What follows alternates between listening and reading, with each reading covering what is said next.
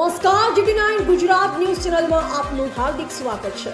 આવો જોઈએ આજના તાજા સમાચાર વાવથરાથી સંદેશ અમારો સમય તમારો। GT9 ગુજરાત ન્યૂઝ ચેનલને શેર કરો, સબસ્ક્રાઇબ કરો ને કમેન્ટ કરો। પોતાના સૂચન કર્યા, માગણીઓ કરી। એ પૈકીમાં વર્તમાન સમયની અંદર સૌથી ઇમ્પોર્ટન્ટ જે કઈ માગણી છે, લોકોની માગણી છે, એ લવ મેરેજ અને ખાસ કરીને બેન દીકરી કઈ રીતે સુરક્ષિત રહે એ માટે મેં પણ માગણી કરેલી, બીજા ઘણા બધા ગૃહના સભ્યશ્રીઓએ માગણી કરેલી કે આપણી સંસ્કૃતિ પ્રમાણે કોઈ પણ દીકરીની જાન એના સાસરા પક્ષમાંથી દીકરીના પિતાને ઘરે લઈને આવે।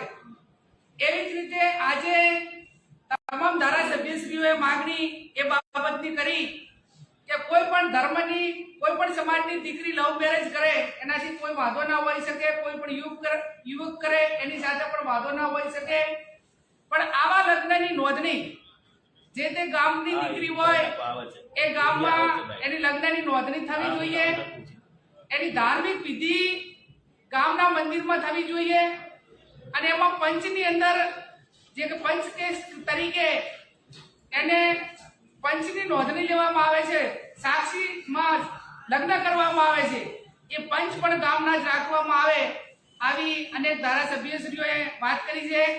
ભૂતકાળમાં લવ જેહાદ જેવા બિલો લાવ્યા, એ બિલોની કોઈ અસર નહીં અને વર્તમાન જે સમયની માંગ છે એ જેમ દીકરીઓની સંખ્યા ઘટી છે એમાં જે અસામાજિક તત્વો હોય, ક્રાઇમ હોય, કોઈ એને ધંધો રોજગાર ના હોય, એની સમાજમાં ક્રેડિટ ના હોય, એને કોઈ દીકરી ના આપતું હોય, આવા યુવકો અસામાજિક તત્વો અને ક્રાઇમ સાથે સંકળાયેલા એ દીકરીને એની નાદાનીનો ફાયદો ઉઠાવીને ડોક્યુમેન્ટ લઈને મા બાપને અજણ રાખીને, સગાવાળાને અજણ રાખીને જે લગ્ન કરે છે એ અંતે દીકરી માટે દુઃખદાયક હોય છે અને જ્યારે પોતે એને પોતાની વાતનું ભાન થાય અને જ્યારે તકલીફ થાય ત્યારે એ 100% પસ્તાવો કરતી હોય છે, પણ એ ટાઈમે એના હાથની વાત રહેતી નથી।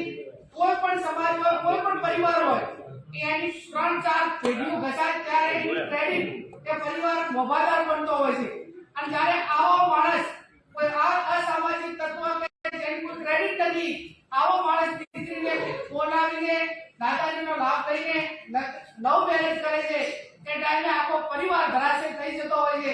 એટલે આ સ્થિતિનું નિર્માણ ટાળવા માટે કરીને વર્તમાન સમયમાં મેં અગાઉ કીધું એ પ્રમાણે લવ મેરેજ કરે એના કોઈ વાંધો નથી, પણ એ ગામના નોંધણી થવી જોઈએ, ધાર્મિક વિધિ ગામમાં થવી જોઈએ અને પંચ કેસ ગામના જ હોવા જોઈએ।